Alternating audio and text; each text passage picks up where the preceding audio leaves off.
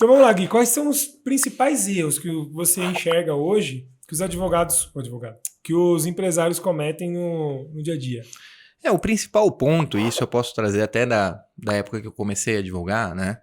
Como eu comentei, eu comecei como advogado do Bradesco, e até quando a gente sai da faculdade, a gente tem aquela percepção, nossa, o direito do trabalho, ele protege o trabalhador.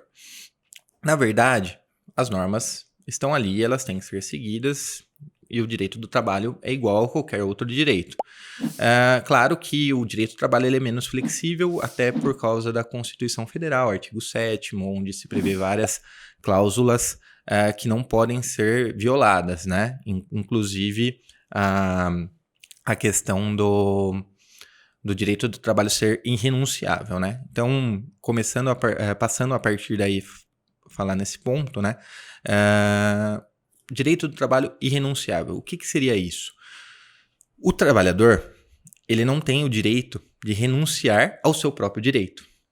Ou seja, muitas vezes, vamos dar um exemplo básico aqui, que ocorre muito com empresas, né?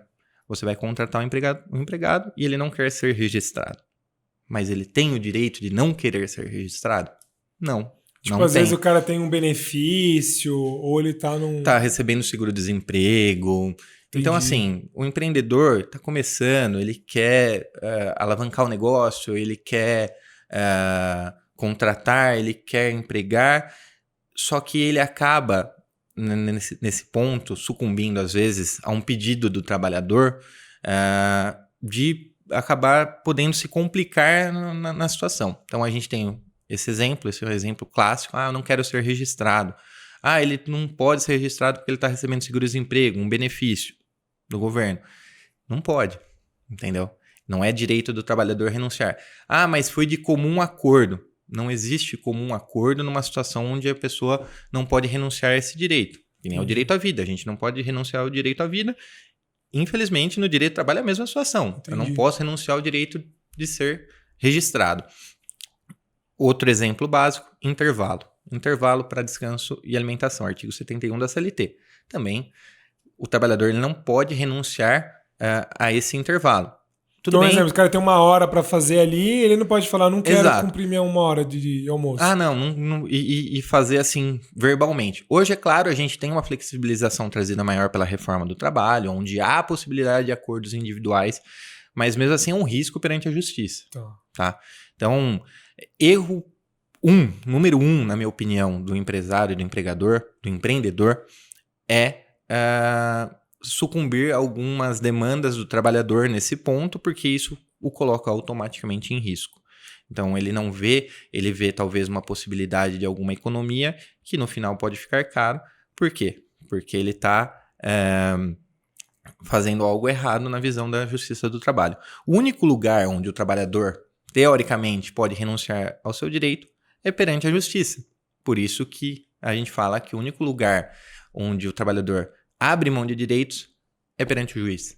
Ou seja, quando ele faz um acordo na Justiça. Então, ele tem direito a 100 horas extras, mas ele faz um acordo para receber, em vez de 20 mil reais a título de horas extras, 10 mil reais. Então, ele está fazendo um acordo perante o juiz. Ou seja, é o único lugar onde ele pode renunciar ao direito do trabalho. Muito bom essa abordagem, assim. Então, tipo, basicamente o que você está dizendo é que acordos informais muitas vezes podem gerar um risco para o empreendedor. É aquele velho ditado, quem paga mal paga duas vezes. Tá, Então, você legal. faz um acordo. Vamos dizer assim, vou fazer um acordo para... não registrei o funcionário, vou fazer um acordo para acertar essas verbas desse registro. Vou lá, chego com ele, ponho num papel lá, recebi a título do contrato de trabalho 10 mil reais. O que a justiça vai entender quando receber, vamos dizer em suma maioria, né? O que a justiça vai entender se esse trabalhador entrar com um processo trabalhista contra essa empresa? Ele vai entender que, como não está discriminado o que são esses direitos que estão sendo pagos, eu não tenho como fazer um abatimento desses valores. Então, é considerado tipo uma renda, um valor a mais. Consequentemente, eu não vou conseguir fazer um abatimento. Porque todo acordo ele tem que ser muito bem discriminado do que está sendo feito, do que está sendo pago. Estou pagando 20 mil a título de férias vencidas. 5.000 a título de aviso prévio. Não adianta fazer um acordo no papel de pão que na Justiça do Trabalho isso não se aplica, tá? E consequentemente, o empresário acaba pagando 2 vezes. Sim, entendi.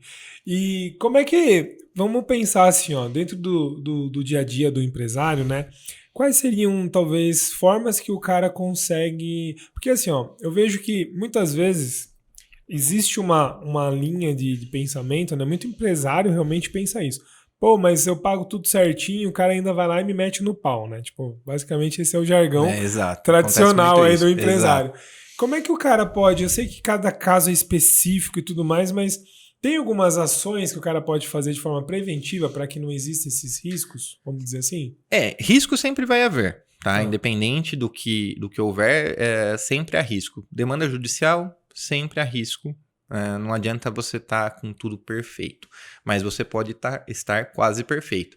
O que não pode ocorrer, e que acontece muito, principalmente com novos empreendedores, empresas menores, é falha documental. Então, falta holerite assinado, falta controle de ponto devidamente anotado. Então, a guarda documental para a empresa é muito importante, tá? Então, muitas vezes, isso acontece direto, tá, Márcio? A gente vai fazer uma defesa, a gente hoje trabalha bastante com empresas, né? A gente vai fazer uma defesa, solicita 20 itens de documento. Vem 3. Vem 3. Aí você fica ali. Não sei nem por onde eu começo. Não tem os olerites organizados, não tem o controle de ponto em dia. Mesmo a empresa tendo o número necessário de funcionários para ter o controle de ponto, porque existem exceções do controle de jornada, mesmo eu recomendando sempre, independente do tamanho da empresa, ter controle de jornada, porque é uma prova. Sim. Uma prova, claro, controle de jornada sem ser britânico, né? Porque isso também acontece, é anotado entre as 8 horas da manhã e sai às 5 horas da tarde, todos os dias. Isso para a justiça é inválido. Não existe. Ponto britânico é inválido para a justiça. Desculpa. Mas essa documentação é muito importante. Documentação e informação. Por quê? Vou trazer um caso aqui que é um paralelo de 2 casos de 2 empresas que a gente presta consultoria do mesmo ramo. São, inclusive, não são filiais, mas são praticamente uma franquia da outra, né? Então, nós temos a situação que uma me mandou toda a documentação completa para a defesa e a outra não. Informação. Um empregador me mandou todas as informações, prints de WhatsApp, que hoje pode ser utilizado até como meio de indício de prova. Legal. E o outro empregador veio me comunicar da existência de prints de conversas no dia da audiência. Ou seja, em momento precluso, onde eu já apresentei a defesa. Entendeu? Então, esse tipo de informação é bom ser passado para o advogado desde o começo. Então, combinado, era isso, foi feito isso, não tinha vínculo de emprego, era prestador de serviço autônomo, com questão de dias trabalhados, ele era substituído por outro funcionário quando ele não ia, ou seja, por outro prestador de serviço quando ele não ia, o que descaracteriza ali a não eventualidade, que é um dos requisitos da CLT para o reconhecimento do vínculo empregatício. Então, esse tipo de informação ajuda a corroborar a tese, né? E, como eu falei, informação e guarda documental pode não ser o suficiente, mas isso já corrobora e já nos dá um alicerce para brigar, tá? Beleza. Cara, você trouxe um ponto muito legal, porque assim, acontece que talvez a maioria das empresas que tem esse tipo de problema é que faltam já é uma consequência de um processo de gestão mal feita, né? Então a empresa não tem organização, o dono ele faz 18 coisas ao mesmo tempo e aí ele não faz bem feito as coisas, né? Então ele não tem alguém no RH, ele não tem um processo definido ele centraliza, né? E aí ele não executa bem. E aí o que acontece? Muitas vezes ele acha que assim, só o fato de ter existido uma situação, aquilo teria que ter sido regra. Não, mas eu pagava certinho, o cara sabe que eu paguei certinho. Tá, cara, mas se você não tiver como provar... Exato. Então, assim, se você não tiver como comprovar ali que você fez, e aí muitas vezes eles ficam indignados, né? Porque, tipo, pô, mas o cara foi filha da mãe, ou a pessoa, né? Às vezes, a cara, né? Fez aquela situação, mas muitas vezes se ele tivesse tudo bonitinho ali, a documentação, não teria menos dor de cabeça, né? Exato.